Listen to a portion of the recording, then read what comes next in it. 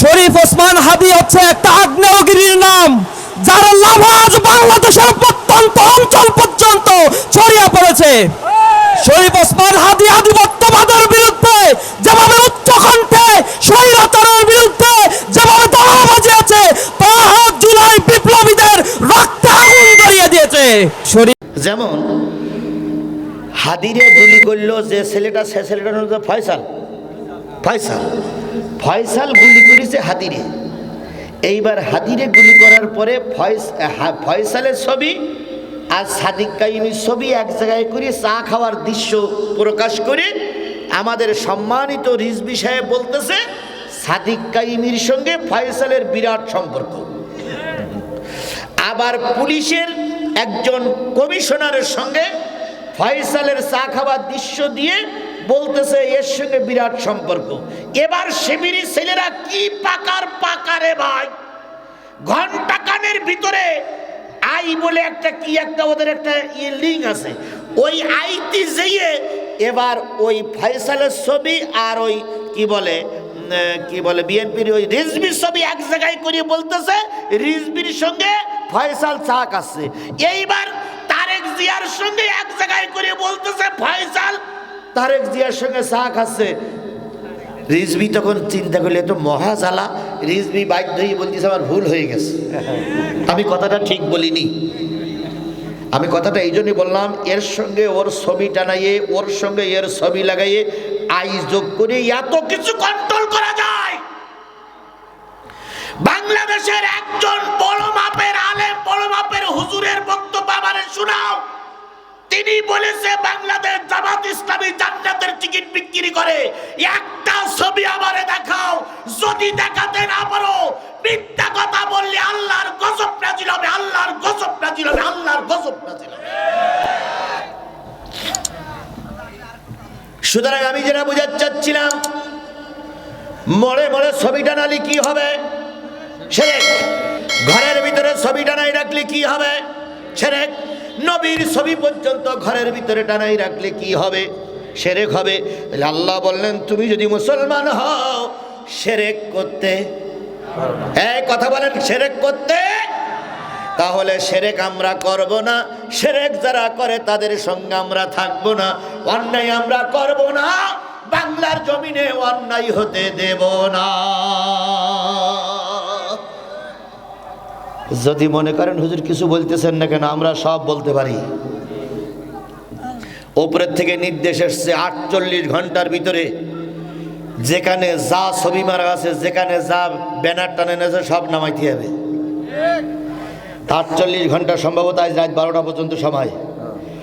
Poster banner নামাইনি হয়েছে না হয়নি? এই কথা বলেন, ব্যানানো হয়েছে না হয়নি? দুই এক জায়গায় খাপে খোপে দুই এক জায়গায় থাকতে পারে, কিন্তু নামাইনে শেষ। তাহলে একজন লোকের নির্দেশে যদি 48 ঘন্টার ভিতরে গোটা বাংলাদেশের সব পোস্টার নামানো যায়, ওখান থেকে ঘোষণা আসবে কোরআনের বিরুদ্ধে কথা বললে ধরো, হাজতে ঢুকাও।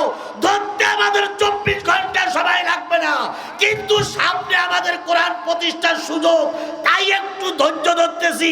এর মানে এই না যে আমাদের কিচ্ছু নেই, উল্টো পাল্টা করলে ঠ্যাং গুরু করে ফেলবো।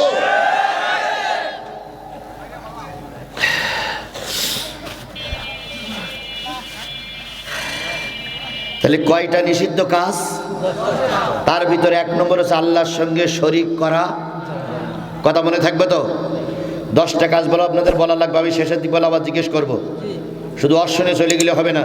আর যত ইমাম সাহেব আছেন, যত এখানে বড় বড় আলেম আছেন, শরীফ পড়তে পারে না, বাংলা পড়তে পারে না, আত্মাইয়াতু পড়ে শোনায়, ওটা কিন্তু পড়া না, ওটা হলো পাঠ। কারণ একজনের কাছ থেকে শুনে আর একজনকে বলে, এটারে বলে পাঠ করা। আল্লাহর নবীকে পাঠ করতে বললেন, পড়তে বললেন না, কারণ আমার নবী লিখতেও পারতেন না, পড়তেও পারতেন না। তাই নবীকে বলা হলো পাঠ করে শোনাও। কি পাঠ করে শোনাবা? মা হারামা রাব্বুকুম আলাইকুম, যেটা তোমাদের জন্য আল্লাহ হারাম করেছেন, অতীতের সব মুসলমানদের জন্য হারাম করেছিলেন। তাওরাতে হারাম করেছিলেন, জব্বুরে হারাম করেছিলেন, ইঞ্জিলে হারাম করেছিলেন। সেই 10টা জিনিস আল্লাহ পাক কোরআনেও হারাম করে দিলেন। এইগুলো তোমরা মানুষের কাছে ওগো নবী এইগুলো সাহাবীদের কাছে পড়ে পড়ে শোনাও। তার মানে এখন নবী নাই। আল্লাহ বলতেছে আজিজুল ইসলাম সাতক্ষীরার থেকে চলে যাও, সিরাজগঞ্জের উল্লাপাড়ার গোপীনাথপুরী চলে যাও, আর এইগুলো পড়ি পড়ি পাঠ করি করে শোনাও। যেটা তাওরাতে হারাম ছিল, জব্বুরে হারাম ছিল, ইঞ্জিলে হারাম ছিল, বর্তমান কোরআনেও আল্লাহ হারাম করে দিলেন।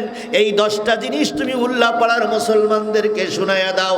তাহলে আমি পাঠ করতেছি, না আমার কথা নয়, স্বয়ং কার কথা? আল্লাহর কথা এখানে তেলাওয়াত হচ্ছে। আল্লাহর কথা না শুনে যারা বাড়ি গেলেন রাস্তা থেকে ফিরে আসুন, নতুবা বাড়ি যাবার আগে আল্লাহ মৃত্যু ঘটাই দিতে পারে, আর সেই মৃত্যুটা হবে জাহান্নামী মৃত্যু। দয়া করে রাস্তা থেকে ফিরে আসুন। আল্লাহ যদি মুসলমানের রক্ত আপনার শরীরে রেখে থাকে, আপনার বাপের বিয়ে আর মার বিয়ে যদি মৌলবি দিয়ে পড়াইলে হয়, আপনি বাড়ি যেতে পারবেন না। যদি আপনার জন্মের পরে কানে কোনো মৌলবি আযান দেয়, কোরআনের মাহফিল থেকে আপনি বাড়ি যেতে পারেন না। যারা যাচ্ছে তারা বাড়ি গিয়ে শুনবে, ওর জন্মের পরে কানে আযান দেয়নি। 3টে লোকের ছুটি দেবো মাত্র, তার ভিতরে সোহেল ভাই, আলী আসগার ভাই আর শামীম ছুটি দেওয়ার আগেই চলে গেছে। শামীম আছে। এই 3টে লোকের ছুটি দেবো, কারণ ইনি একজন বড় দায়িত্বশীল। সোহেল ভাইয়ের অনেক রাস্তা, ছুটি দেবো। এর দেখা দেখে আর কারা কারা যাবেন হাত তোলেন তো। যান সোহেল ভাই, সোহেল যান। জি শুক্রিয়া। জি আলী আসগার ভাইকে ছুটি দিলাম। জি জি জি মোবাইলে কথা হবে ইনশাআল্লাহ। দেখি 6,500 ও 6,500 আগে ঘোষণা গেছে, এই 500। আরে দুটাই বলতেছি। তাহলে আল্লাহ পাক বললেন, ও নবী 10টা জিনিসের কথা মানুষকে বলে দাও। এবার আল্লাহ না, নবী নাই, আল্লাহ আছে এখন আমাদের কাছে।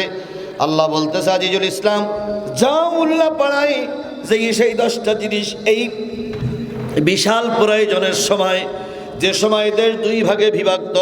আচ্ছা আপনাদের কাছে চ্যালেঞ্জ করলাম, অনেক রকম কথা কাটছাট করে লাগানো যায়। এক ভাগ চাচ্ছে কোরআনের আইন প্রতিষ্ঠা হোক, আর এক ভাগ চাচ্ছে কোরআন যেন দেশে না থাকে। সেই সময় তুমি চলে যাও, যে জাতির সামনে এই কথাগুলো উত্থাপন করো, বলে দাও আমি সেই কথাগুলো উত্থাপন করছি।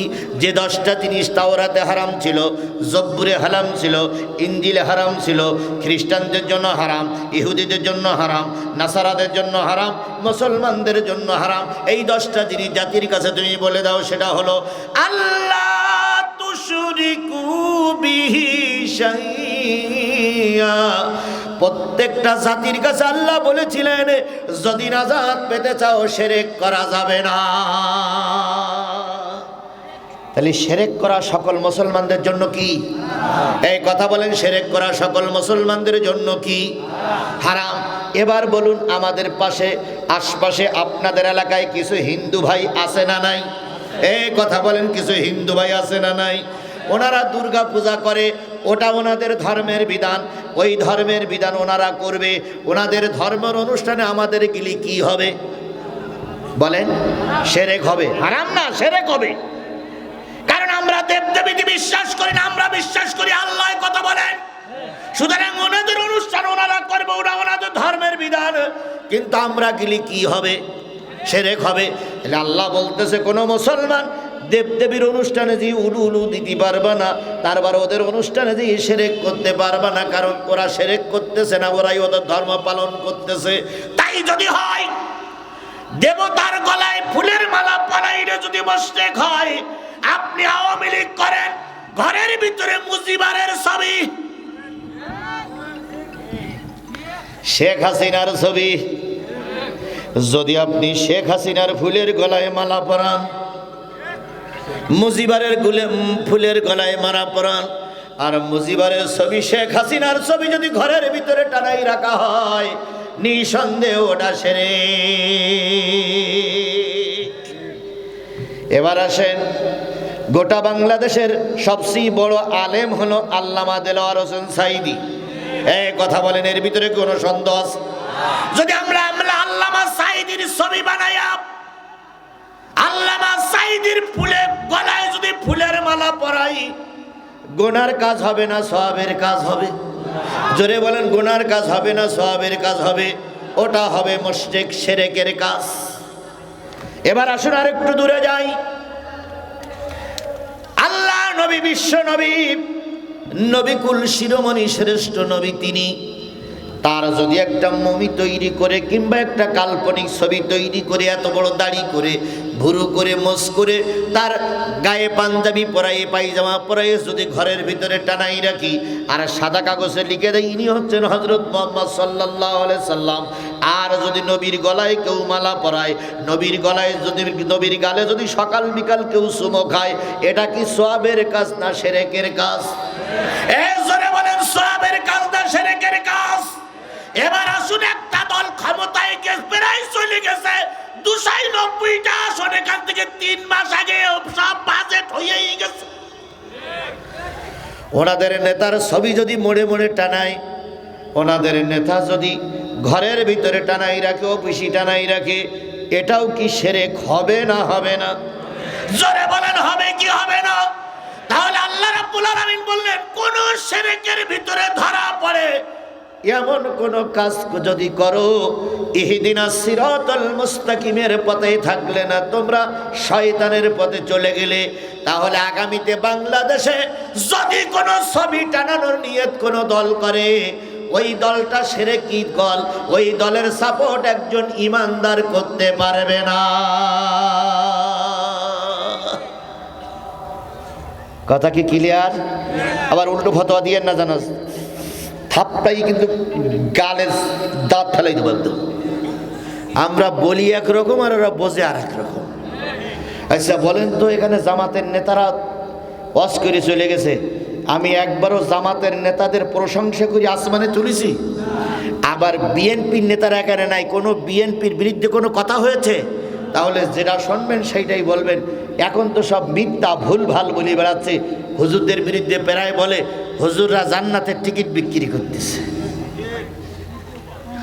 এরকম কথা বলা লোক আমার সমাজে আছে না নাই? এই কথা বলেন, আছে না নাই?